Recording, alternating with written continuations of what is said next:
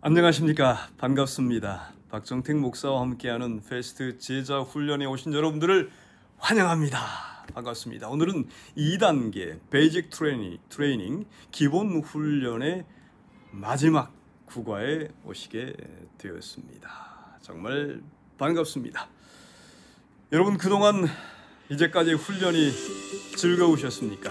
결코 중단하지 마시기 바랍니다. 지금까지 여러분은 제자도가 단순히 몇 개의 기억해야 될 기술들을 배우는 것 이상의 정말 삶의 방식이라는 것을 확실히 깨달았을 것입니다. 하나님께서는 하나님의 말씀이 여러분들의 삶의 그리스도인 경험의 모든 분야에서 살아있는 능력이 되기를 원하십니다. 하나님의 말씀이 우리의 생각을 형성해주고 하나님의 말씀이 우리의 발걸음을 인도해주고 우리의 기도에 영감을 주고 하나님의 말씀이 우리에게 닥쳐오는 유혹을 이기도록 힘을 주고 또 우리가 해야 될 사역들을 위하여 준비시키는 일을 하나님의 말씀이 하고 이 모든 능력을 말씀으로부터 얻는 것, 그것이 제자도의 삶이었습니다. 이 말씀이 모든 것을 가능하게 하고 더 큰 일을 이루게 할 것입니다. 그래서 기억절을 부지런히 암송하고 말씀을 묵상하고 기도 노트를 통하여서 기도에 충실하고 순종의 삶을 살며 또 증거의 삶을 사는 삶의 방식 자체가 제자도라는 것을 우리가 그동안 살펴봤습니다. 바울은 이렇게 얘기했습니다. 로마서 10장 6절 8절에 믿음으로 말미암는 의인은 이같이 말하되 말씀이 내게 가까워 내 입에 있으며 내 마음에 있다 하였으니 말씀이 입에 있고 말씀이 마음에 있는 것, 그것이 바로 제자의 삶이고 제자도입니다. 오늘은 마지막 목적이 있는 삶이라는 제목으로 살펴보게 될 것입니다. 여러분이 정말 계속적으로 말씀을 묵상하고 노트를 작성하고 기도하고 하면서 기억절을 잘 암송해 왔다면 아마 삶이 좀 변화되었을 것입니다. 또 기쁨이 넘치게 되었을 것입니다. 이번 주의 기억절은 요한 2서 1장 8절이죠. 너희는 너희를 삼가. 다 같이 한번 외워보시죠. 오늘은 제가 하지 않겠습니다. 여러분들만 한번 해보시면 좋겠습니다. 너희는 너희를 삼가 우리의 일한 것을 잃지 말고 오직 온전한 상을 얻으라. 요한 2서 1장 8절. 감사합니다. 자, 목적이 있는 삶 성경연구 9번 1번 시작하겠습니다. 1번입니다. 바울의 삶의 목적을 어떻게 요약할 수 있을까요? 골로새 1장 28절 29절의 내용을 통하여서 여러분들이 적어오신 답은 무엇입니까? 바울의 삶의 목적 한마디로 요약하면요, 바울은 각 사람을 그리스도 안에서 완전한 자로 세우기를 원했습니다. 그것이 목적이었습니다. 다시 말하면 예수님의 제자로 세우는 것이었죠. 2번입니다. 바울은 초기 신자들이 어떤 분명한 목적을 가지고 그들의 삶을 살아가도록 격려했습니까? 고린도서 15장 58절에요. 여러분이 적어오신 답은요, 수고가 헛되지 않는다. 다시 말하면 열매, 반드시 결과가 있다라는 것을 통하여서 격려하고, 그 다음에 빌립보서 1장 27절에 복음에 합당하게 생활하도록, 항상 주의 일에 더욱 힘쓰게 되면 헛되지 않는다라는 것이고 반드시 열매가 있다라는 것입니다. 오직 너희는 그리스도 복음에 합당하게 생활하도록, 그렇게 살아가도록 격려했습니다. 그 다음에요, 하나님을 아는데 자라가도록 바울은 지속적으로 독려했습니다. 3번입니다. 목적으로 충만한 삶을 살기 위한 능력의 원천은 무엇입니까? 여러분, 목적으로 충만한 삶을 살아가기 위한 능력의 원천은 무엇입니까? 스가랴 4장 6절에 우리가 잘 아는 것처럼 힘으로 되지 아니하고 능으로 되지 아니하고 오직 성령 하나님으로 말미암아 되느니라. 나의 신으로 되느니라. 능력의 원천은 성령 하나님이십니다. 4번입니다. 그리스도인의 삶에서 성령이 왜 그렇게 중요합니까? 여러분, 그리스도인의 삶에서, 제자도의 삶에서 성령 하나님의 그 능력이 왜 그렇게 중요합니까? 요한복음 15장 26절에 뭐라고 말씀했는가요? 여러분이 적어오신 답은요? 그렇습니다. 진리의 성령이 오실 때에 진리의 성령이 진리의 예수님을 증거해 주실 것이다. 성령께서 예수님을 가르쳐 주십니다. 예수님을 저와 여러분에게 증거해 주십니다. 그렇게 해서 우리로 하여금 그리스도인의 삶을 살아가도록 인도하시고 지도하시고 권능으로 역사하십니다. 고린도서 3장 18절에 예수님의 형상으로 하에서 영광으로 나아가는 데는 오직 주의 영으로만 가능합니다. 성령 하나님을 통하여서 우리가 예수 그리스도를 믿고 그분을 닮아가서 영광의 영광으로 이르게 되는 것입니다. 5번입니다. 성령께서 제자도를 위한 어떤 특정 분야들에서 우리를 양육하고 능력 있게 하십니까? 성령께서 제자도의 삶을 위하여서 어떠한 분야에서 우리를 양육하시고 또 능력을 부어주시는가? 이것이 질문입니다. 예, 4가지죠. 제자도의 수레바퀴 기억하시죠? 4가지. 에베소 6장 18절에 성령 안에서 기도하고, 제자의 삶에 있어서 첫 번째 기도 어디 안에서요? 성령 안에서 기도하고. 그 다음에 요한복음 14장 26절에요.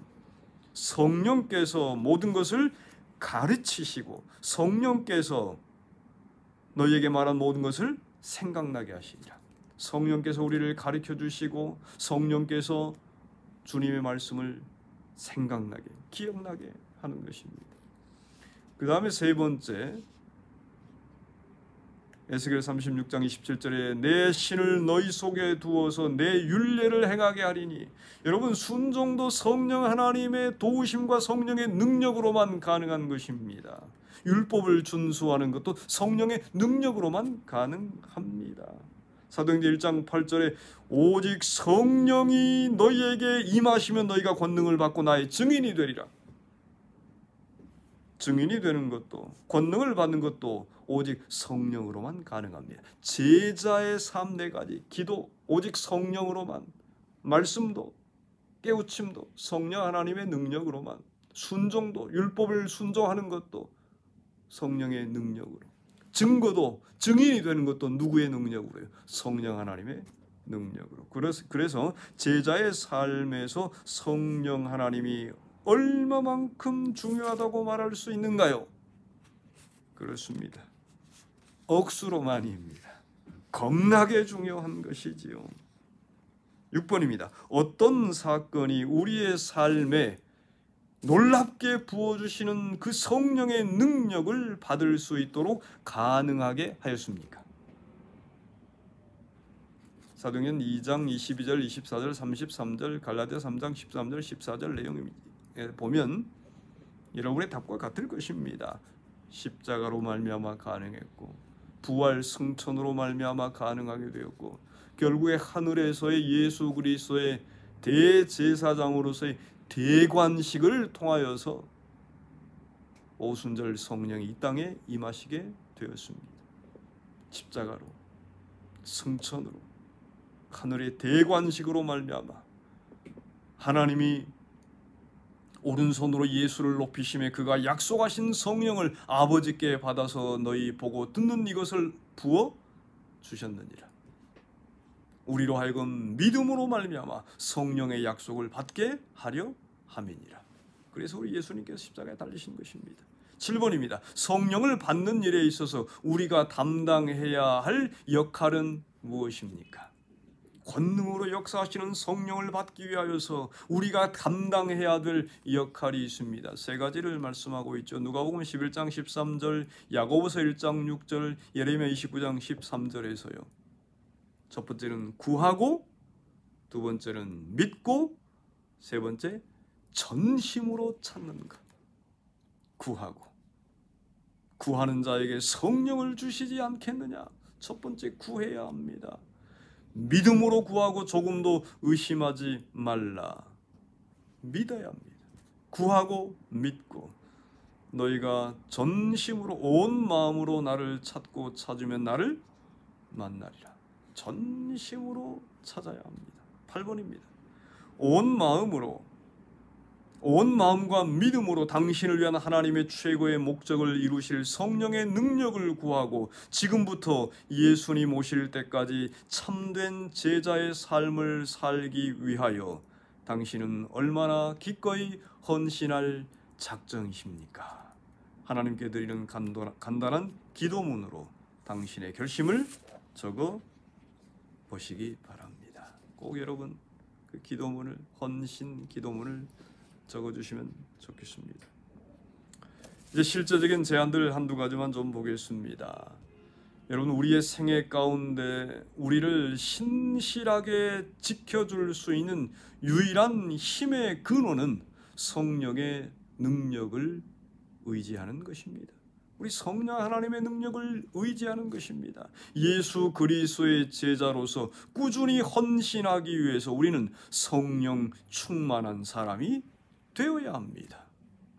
우리는 목적으로 충만한 사람들이 되어야 합니다. 그러면 목적이 충만한, 더욱 목적 있는 삶을 살 수 있는 방법은 무엇인가? 여러분의 생애를 위한 하나님의 사명을 깊이 생각하는 것입니다. 하나님께서 나에게 주신 사명, 그것을 생각하면서 기도하는 시간을 가지고 실제로 그것을 한 문장으로 써보는 것입니다. 이것을 사명 진술서라고 합니다. 이 완성된 사명 진술서를 만들기 위해서는 지속적으로 수정해 가는 것이 필요합니다. 사명 진술서는 여러분의 삶의 우선순위를 세우는 일과 그리고 중요한 결정들을 하는 일에 있어서 아주 매우 요긴한 지침서가 될 것입니다. 하나님께서 나의 삶을 통해서 또 여러분의 사명을 기억하시면서 사명 진술서를 좀 기록해 보시면 좋겠습니다. 고린도서 10장 31절을 통해서 간단하게 한 문장으로 요약하셔도 좋고요. 하나님을 슬프게 하는 것을 두려워하는 사람이 되자, 이렇게 하셔도 좋고요. 저의 사명을 예전에 기록했던 것을 좀 잠깐, 저의 사명서입니다. 좀 길게 했습니다만은 여러분들도 나름대로 계속 수정해 가면서 저는 15년도에 만들어 놓은 것입니다만, 남편으로서, 아들로서, 부모로서, 목사로서, 친구로서, 이웃으로서, 해피 디자이너로서 작성을 하셔도 좋겠습니다. 꼭 만들어 오시면 좋겠습니다. 예스. 여러분, 이제 마지막 체크리스트를 작성을 하시고 사파도 한 번씩 그렸는지 그려보시고, 그 다음에 기억절도 처음부터 끝까지 다 외우셨는지 체크하시고 하시면 좋겠습니다. 여기까지 마치시면 여러분들은 베스트 기본 훈련 과정을 마치신 것입니다. 정말 수고 많으셨습니다. 3단계가 기다리고 있는데 3단계는 여러분 1, 2단계에서 여러분들이 얼마만큼 충성스럽게 잘 따라왔는지에 따라서 지속이 될 수도 있고 굉장히 어려울 수도 있겠습니다. 여러분, 다음 주에 기억절도 꼭 잘 외워오시고요. 다음 주에 기억절은 이에 열두를 세우셨으니 이는 자기와 함께 있게 하시고 또 보내사 전도도 하며, 마가복음 3장 14절입니다. 3단계 일과의 기억절이 되겠습니다. 여러분, 말씀 묵상 노트 잘 해오셨죠? 이것 계속 해오지 아니하셨다라고 할 것 같으면 3단계 팀탁틱 소그룹 훈련은 참 쉽지 않을 수 있습니다. 그리고 그동안 내어드렸던 미션들을 잘 수행해 오셨어야 합니다. 이 3단계에서는 본문만 주어집니다. 말씀 묵상 중심으로 하는데 소그룹에서 이렇게 하는 것이에요. 본문만 주어지고 이 본문을 여러 차례 읽으시면서 통찰 깨달은 것을 적어 오시는 것이고, 하나님께서 성경을 통해서 무엇이라고 말씀하고 있는지를 관찰 통찰에 적어 오셔야 합니다. 두 번째는 하나님께서 오늘 우리가 어떻게 살기를 원하시는지 원칙을 찾아오셔야 합니다. 하나님께서 어떻게 살기를 원하시는지 본문 속에서 원칙을 찾아오시고, 세 번째 적용은 하나님께서 지금 내가 무엇을 하기를 원하시는지 그 부분을 찾으셔서 적으시면 되겠습니다. 주요 포인트는 아주 중요한 포인트를 적으시면 되겠습니다. 여러분 3단계 일과에서 뵙겠습니다. 하나님께서 여러분들에게 큰 축복 주시기를 바랍니다. 감사합니다.